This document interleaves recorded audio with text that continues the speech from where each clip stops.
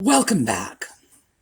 Well, as I explained the last time we got together for book club, uh, I am temporarily suspending book club.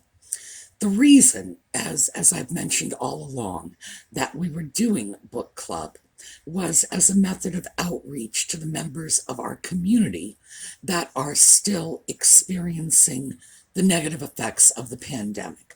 Either they are still on lockdown or they still have enough local restrictions so that it's difficult for them to get out and enjoy life the way they did before.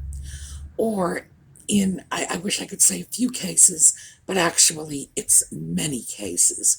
We have viewers who are at such a risk to their health that even if the restrictions were not mandated, it would be necessary for them to curtail their activities outside in the community. And so this is here as a way of allowing everyone to stay in touch, stay in contact, leave comments, keep in touch with the community. But not everybody is a reader. In fact, a lot of people are not readers, and it could very well be that people who are on enforced lockdown have about as much reading as they can handle as it is. So I thought we'd switch it over. We're going to do just general chat time, whatever you want to hear about. And remember, I'm a researcher. That's what I do. You got questions? I'll answer them.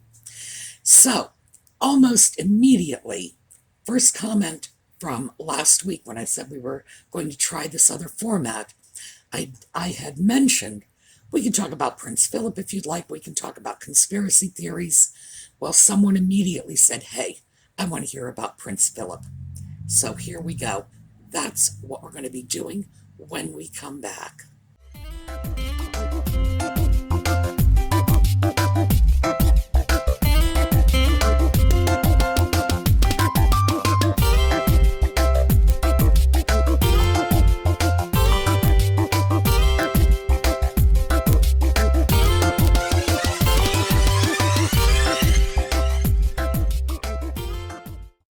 Well, contrary to what you might expect, Prince Philip did not become a prince when he married Queen Elizabeth, who was then Princess Elizabeth. At that time, he was made Duke of Edinburgh and had to give up his previous national affiliations. He was a naturalized British citizen. In fact, I'm pretty sure he was naturalized in the Second World War. So, how was he Prince Philip? Well, he was Prince Philip because he was born a prince of Greece and Denmark. Now, I know we're already starting off with strange stuff because Denmark is like up here somewhere and Greece is down here somewhere. How does that happen? Well, Prince Philip was also a great-great-grandson of Queen Victoria. And that's where all of this starts in Queen Victoria's era, in the mid-1800s, middle of the 19th century. Queen Victoria, who was German, this woman was not British. She was German. She was of the Hanover dynasty. And her husband, Albert, was, not just of German descent. He was born and raised in Germany. So they had a boatload of kids, and they married their kids off all over Europe into other royal houses, mostly German. Meanwhile, King Christian IX of Denmark also had a whole brood of children and did the same thing. So by the time you are hitting 1921, that's the year Prince Philip was born, basically every royal family was connected somehow or other by marriage. And Philip's family comes from that line of Christian of Denmark, and then we have the Greece issue. Well, in the 19th and 20th century, Greece was very unstable. And in the early middle of the 19th century, the 1830s, as I recall, the situation in Greece was so bad that the rest of Europe got together and said, we need to stabilize this country. And being European and being kings themselves, they all felt the best way to do that was to give Greece a king, preferably a good German king, because that's who they were. So they had a referendum and they said to the Greek people, here are your choices for king. A whole long list of people the Greeks probably never even heard of. And they kept offering the throne of Greece. Gee, this guy got a lot of votes, let's offer it to him. People declined left and right. In fact, the author, Bulwer Lytton, and I know you're thinking to yourself, who? This is the guy who gave us such immortal lines as, "It was a dark and stormy night." To this day, there is a literary society that gives out an annual Bulwer Lytton Award to the worst opening line of any novel. So Bulwer Lytton was a hack writer, but he had enough sense not to want to be king of Greece. He declined the offer. Eventually, they got down to the little princeling who had gotten 6 votes. Now, Greece was a country of about 3.5 million people at the time, and this guy got 6 votes. So he was going to be their king. Well, you got to know that this did not go over well with the Greek people.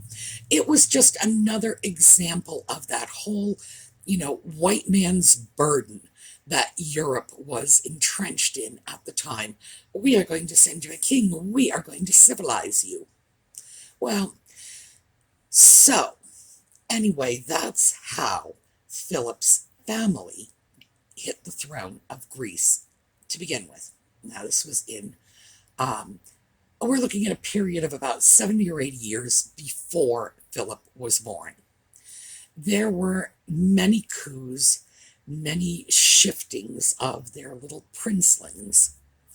But at the time of Philip's birth, his uncle, his father's brother, was the king of Greece. Well, there was a coup. Brothers gone. A lot of people were executed as in this coup.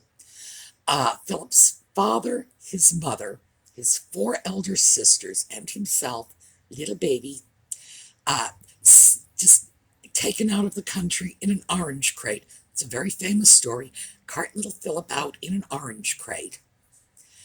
They were exiled from Greece.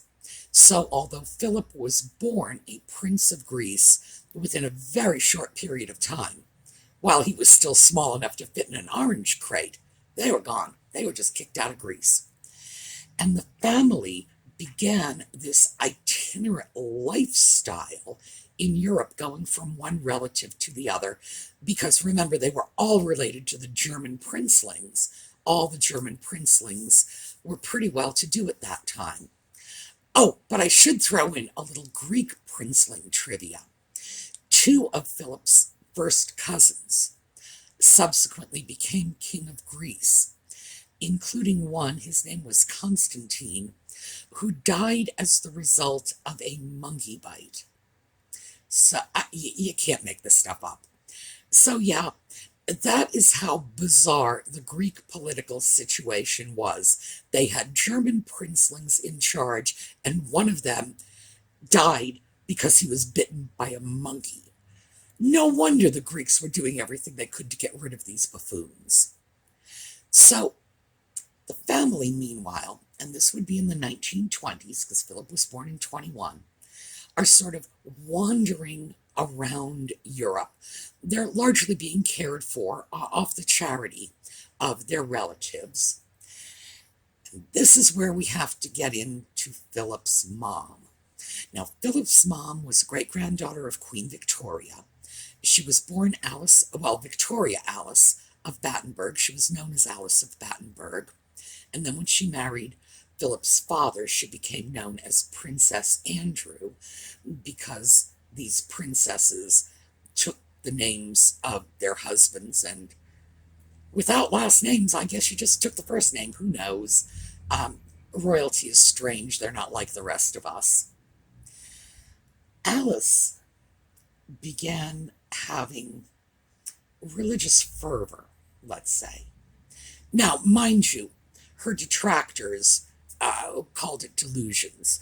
In fact, I believe it was called religious psychosis. It was called schizophrenia. Funny, when Joan of Arc did the same thing, they called her a saint. When Alice said, "I'm hearing the voice of God," they called her a mad woman. And it shows you what a little time can do. Anyway, Alice's religious fervor accelerated. And by the time Philip was 9 years old, it is alleged that Alice had a nervous breakdown. Now, Alice was deaf. She was deaf all her life. She was always a charitable and compassionate woman.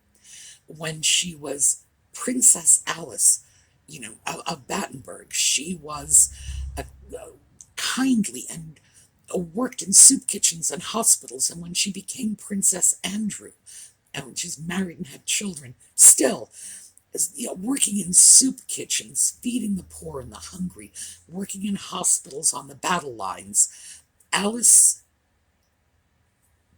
whatever Alice felt was her relationship with God.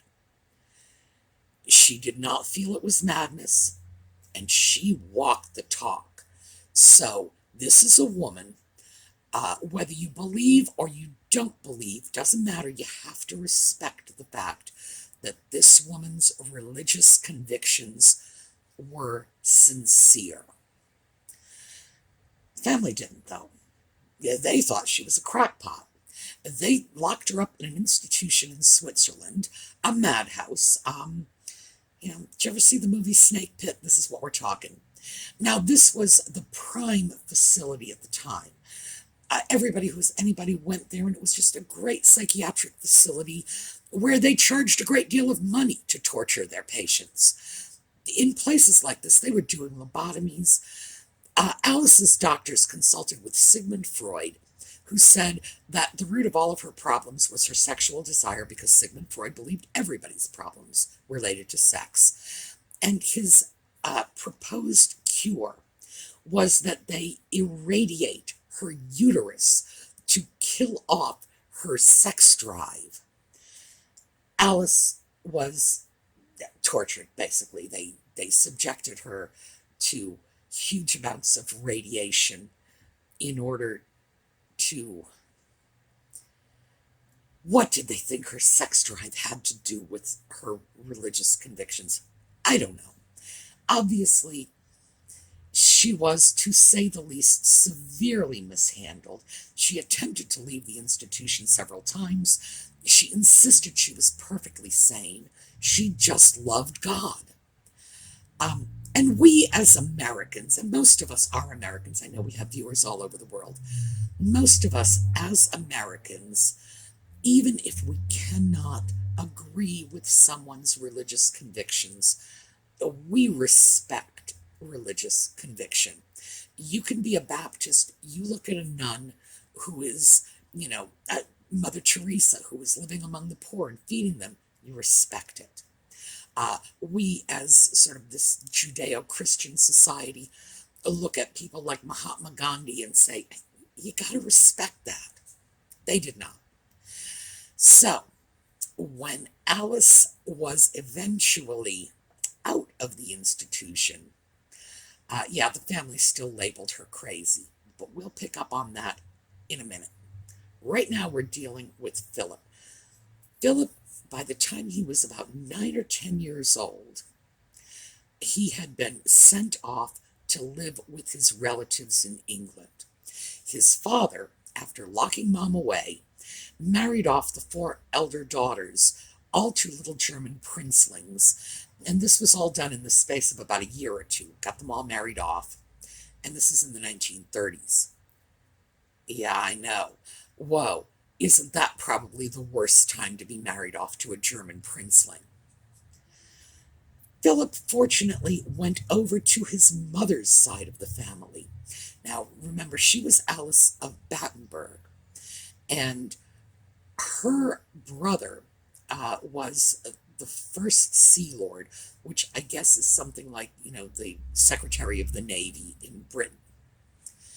So her family still had influence. They were all descendants of Victoria.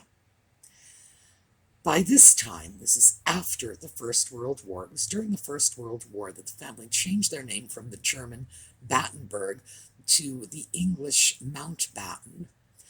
And this is how Philip ended up in the Mountbatten family, how he ended up taking the Mountbatten name.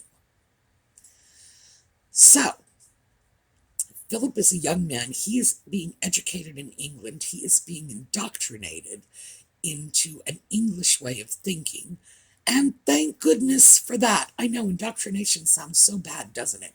Well, fortunately, they de-Germanized him. And if there's any point in history when it's a good idea to be de-Germanized, it's 1930s. So,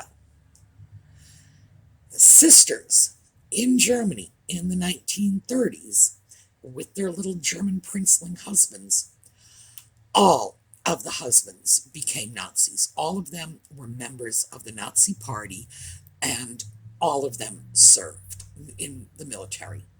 One of the sisters, at least one, it could be more, but I know of one for sure, became a Nazi herself, actually joined the party, drank the Kool-Aid. And, as if that's not bad enough, named one of her children after Adolf Hitler. So, and that I would throw back in the face of all of the apologists who say, well, all the German aristocrats had to join the Nazi Party. They didn't have any choice. Hey, these were not street sweepers. These were wealthy princelings. And that kind of money gives you all the choices you need. You can just pack a suitcase, get on a plane, and get out of Dodge. Which, by the way, anybody with the ability to do it and a brain in their head would have. But how could anyone say she was forced to name her child Adolf? No. These people were loyal to their country, loyal to the political party, and I would have a lot more sympathy for the apologists if they were just straightforward and said, look, it was their country, it was their leader, it was their party, this was who they were as German people, and yeah, they did it. That I can understand. But, they were all forced to be Nazis, yeah, because that's what they all said after the war, trust me. Well, we didn't want to. Well, if nobody wanted to, how did it happen? All right, you can see I'm not fond of Nazis. Philip, fortunately, was not fond of Nazis either. When he left school, he went into the British Navy as a cadet. So, Alice, meanwhile, made her way back to Greece after a long period of time sort of wandering around Europe, being regarded as the family lunatic. She kept a very low profile. No one knew who she was. She just traveled incognito. One can understand why, after all, when people knew who she was, they had locked her in a madhouse and she wasn't at all crazy. So she went back to Greece. Meanwhile, Dad is sitting out the war on the French Riviera. So, this is what Philip has. At this point in his life, he has gone from being born a prince and having that whole lifestyle to being handed off from one relative to the next while his mom's in a madhouse, eventually ending up in Great Britain, being raised by his mother's brother, that was that first Sea Lord, And he was the poor relation at that point. He was the country bumpkin that the others took in because they felt sorry for him. Sisters are all Nazis. They're on one side of the war. Philip's in the Royal Navy. He's on the other side of the war. Dad's on the Riviera with his French mistress. But Alice, in the meantime, is protecting Jews. She was keeping a Jewish family safe from the Nazis. And in fact, afterward, and this is many years after, it was the 1990s, I believe, the Yad Vashem declared her to be righteous among the nations. And that is no small thing. This is a woman who risked her own life to protect people who had nothing in common with her, because she was, at this point, she was a devout Greek Orthodox Christian forming her own religious order, which, by the way, failed because I guess it just didn't have enough people who were willing to live in that kind of poverty. It was an order based on living with and helping the poor. So, talk about like dichotomy.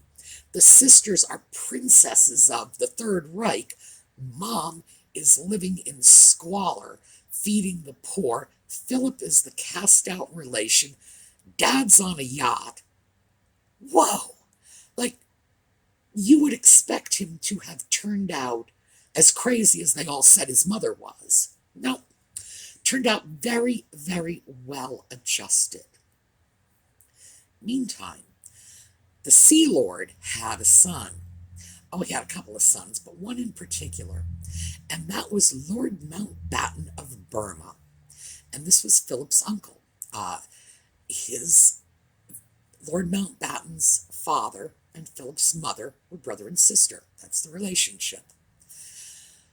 Well, Lord Mountbatten was extremely politically ambitious. And his concept of marriage, if we take his own marriage as our standard, was pretty poor. He married an heiress and cheated on her left and right. She cheated on him. They were both very open about it. For him, marriage was not something out of a Cinderella story. Marriage was a political alliance, one married in order to prosper and to step up. He viewed the marriage market as like climbing the social ladder.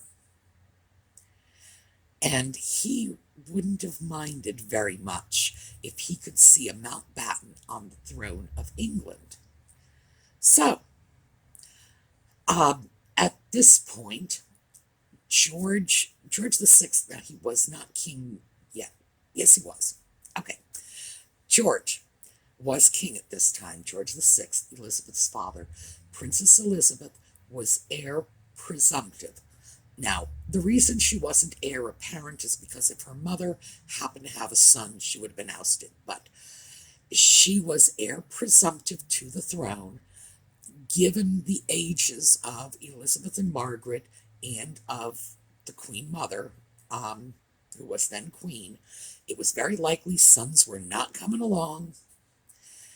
So, Lord Mountbatten had a very attractive young nephew, and Elizabeth was a very sheltered and naive young girl. And he put one and one together and came up with two. By the way, when he did it subsequently with Prince Charles, he put one and one together and came up with 17. So he basically arranged their relationship.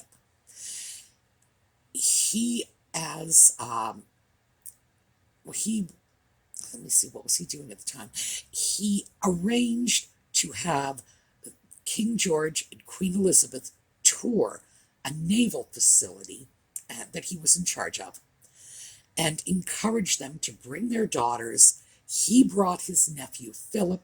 and said Philip is going to entertain the girls. Elizabeth was 13, Philip was 18.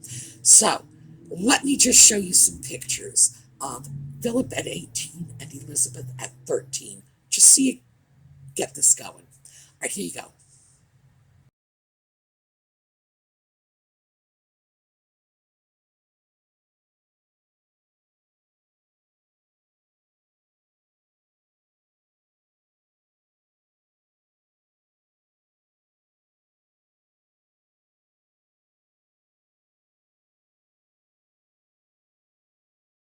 Okay, as you can see, Philip was a handsome young boy. He was just out of school, a cadet in the Navy. Um, he probably looked a lot better in the uniform even than he did in those shorts, and he didn't look bad in those shorts. Elizabeth was a 13-year-old girl. She's wearing matchy-matchy dresses with her 9-year-old sister. Elizabeth developed a schoolgirl crush on him immediately. Um, I would hope that whatever Philip's feelings for her at that age were not the same sort of thing that she was feeling for him. It would be very inappropriate if they were, because she was still a little girl. Whatever Philip may have felt for her, it wasn't strong enough to keep him in England, because he went to Greece. He wanted to be with his mother. He wanted to repatriate to Greece at this point. Well, Mountbatten wasn't going to have that, because, he needed a Mountbatten on the throne, so he had Philip recalled. Philip and Elizabeth corresponded. Philip basically did his duty. That's what it was. His family expected him to court this little girl who was, I don't want to say in love at 13. I'm really not sure you can be in love. I don't think you know what it means at 13. She definitely had a schoolgirl crush on him that obviously moved into the realm of love. Whatever Philip felt for her, one hopes it was not the same things he felt for her when he married her when she was 21, but hey, who knows? But yes, the relationship took off. And it was probably a very easy call. Elizabeth was protected, sheltered, cosseted. Philip was probably the only man she ever spoke to, other than in the most formal contexts, obviously, aside from her father. She was a royal princess, and it wasn't as if, they sent her off to the sock hop to be dancing with, the storekeeper's kids. No, no. So Mountbatten was right. You throw a good looking boy in front of a girl like that, and yeah, she's never seen it before. I'm sort of reminded of the first time I saw Humphrey Bogart in Casablanca. I was younger than 13. I didn't know what he was. I had absolutely no idea, but I knew I wanted one. So I imagine that Elizabeth probably felt the same way. Aha, I'll work it out when I need to, but yeah, give me that. All right, so that is where they go up to the war. They both served. Elizabeth served in the war. She served as a Jeep mechanic or driver. Well, I think it was a little of both, because clearly she was driving Jeeps, but she was also fixing them, changing the tires, etc. Philip was in the Royal Navy. Now, he was promoted to lieutenant at 21, and he was the youngest person to ever make that rank. Not surprising, he was a prince. And in the UK, that really sort of heavily weights the scale in favor of your promotion. So I don't think there's anything remarkable in the fact that he was the youngest lieutenant. I'm quite certain that when the rest of the royal family went in, they were probably appointed generals when they were 13. It's just the way it works over there. They have a great deference for the aristocracy, and the aristocracy uh, occupies the highest positions. It's just, it's who they are, it's what they do, you know. And as an American, of course, I just sit back and say, yeah, and we fought a revolution to get away from that nonsense, and thank goodness we won. But for them, it's different. Philip acquitted himself honorably in the war. There are a lot of people who say he was a war hero. I have not found anything in his military record to indicate any particular heroics. That's just a fact. They say he was mentioned in dispatches. Of course he was. He was a prince. You know, if you're going to send a dispatch and you have a prince in your line of command, you're going to mention it. You know, it's like, hey, so yeah, of course he was mentioned. Um, and apparently they kept him out of the real firefight of battle. They kept him back a little. Perfectly reasonable. By the end of the war, it was abundantly clear that Elizabeth, who was, remember, the heir presumptive to the throne, wanted to marry him. That was on the table by then. It wasn't public knowledge, but certainly Elizabeth knew, her family knew, Mountbatten knew. Well, of course, Mountbatten knew before they even met. So obviously they would have protected him. That's not Philip's fault. I do not believe in any way that indicates he shirked his duty or avoided risk or anything of that sort. I think it was done for him. But he acquitted himself honorably, but heroics, no. Sorry, it's just not there. Um, when the war was over, and they were married in 1947, Philip and Elizabeth. Philip's sisters were not invited to the wedding. Uh, so the way that's phrased nowadays is people were concerned about anti-German sentiment. Whoa, no, they were not invited over because they were all Nazis. It's like, boy, talk about sugarcoat. No, they were Nazis. That's why they didn't come over for the wedding. They probably would have been lynched in the streets. The fact is that Queen Elizabeth, the Queen Mother, never really cared for Philip. It was not her choice. She didn't like the idea. And she didn't like the idea primarily because of all those Nazi relations.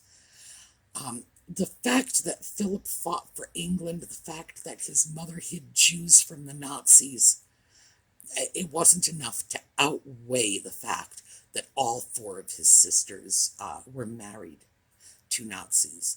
And, you know, you end up hearing all kinds of things about this. I do know, one thing I will say is one of the sisters, her husband had attempted to assassinate Hitler. There was a plot, he was part of the plot, and there were rumors spread that the husband of another sister was assassinated by the Nazis, but those were just rumors, and most of them trace back to Mountbatten, who was probably trying to clean up his family's act a little. But just rumors, nothing beyond talk to indicate anything of the sort. So it's like, really, what can you say? So Philip's life in general was chaos, a wild series of contradictions, surrounded by a flock of Nazis on the one hand, with, you know, a mother who is righteous among the nations. Playboy dad off on the yacht. By the way, his father did eventually die, leaving his estate to Philip, except the estate was heavily in debt. I don't know what happened financially as far as that estate went, but I think that whatever Philip got out of that estate was the privilege of writing a check to clear out the creditors. So that I don't know what Philip's relationship was with his father. I do know his relationship with his mother was good. The father, again, apologists are saying, well, you know, he wasn't, yeah, he abandoned his family. There's no two ways around it. He abandoned his family. Um, and this was Philip's life. It explains a lot about why Philip was so attached to his own family, why he took such a hands-on interest, why he chose Charles's schools and this and that, and, just very hands-on as a dad. Um, it's an interesting story. It's a story of a man who started out with everything, had it all taken away from him, um, worked very hard, not going to take that away, but then had the plum thrown in his lap by an ambitious uncle. And eventually, just there was the brass ring. He grabbed it, he ran with it. Philip always did his duty. Um, it's just start to finish. When his uncle told him he was going to be courting the future queen, he did it. I don't think he consulted his own feelings at all. I think he just did what he was told to do. Philip was a very dutiful person. That was the motivating force in his life, to do the right thing. And we can speculate that maybe this is something that came from the fact that his father never did. Maybe it came from the fact that his mother was so guided by her own sense of right that it carried her through incarceration in a madhouse. It carried her through the poverty in Greece, serving the poor. Who knows? But it was definitely a weird life.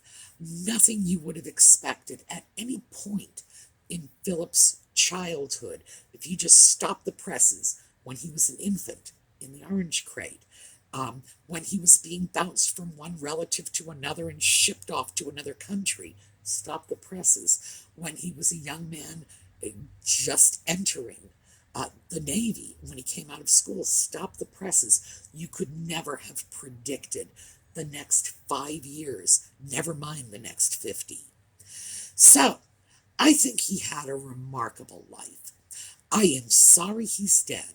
He has been there ever since I could remember. My whole life, Philip was the prince consort of the UK. I never knew a time when he wasn't there. But he was almost 100. He died in his sleep. I'm very sorry he's dead. I had really, really hoped he had 2 or 3 more years in him. It would have been unreasonable to expect, but I had hoped. So, I'm sorry to see him gone. I truly am. But it was a remarkable life. And it was a life, as I say, if you stopped it at any point and tried to predict the next 5 years, you never would have been able to. So, farewell, Prince Philip. Oh, the postscript. I'm sorry, Mountbatten. Mountbatten had such luck arranging the marriage of his nephew to Elizabeth that he thought he was going to have another bite at the apple. In the 1970s, late 70s, early 80s, just shortly before his death. And now Mountbatten had a strong relationship with his great-nephew, Prince Charles. He advised Charles to go out, sow his wild oats, and then marry a very young girl. Remember, this is a man who has no respect for marriage. You go off, you marry a teenage girl, she won't know any better, and you'll have a happy marriage. Why would anybody listen to a man who even thought like that? He has such a low opinion of women. This is the advice he gave to Prince Charles. Why? Had nothing to do with Diana. He had a granddaughter, Amanda Natchball, and that was who he wanted Charles to marry. Amanda, I don't know her. I have no reason to believe she is anything other than a perfectly lovely human being.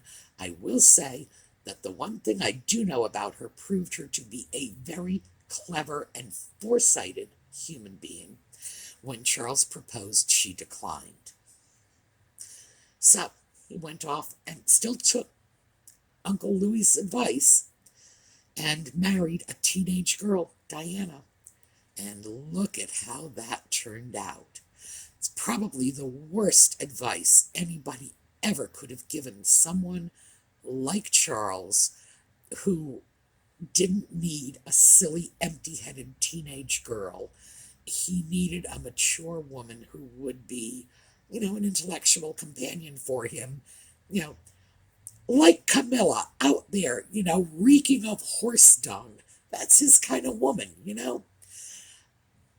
Mountbatten got lucky the first time, but boy, the second time, one can only wish he had kept his mouth shut, because that second bit of advice was worthless.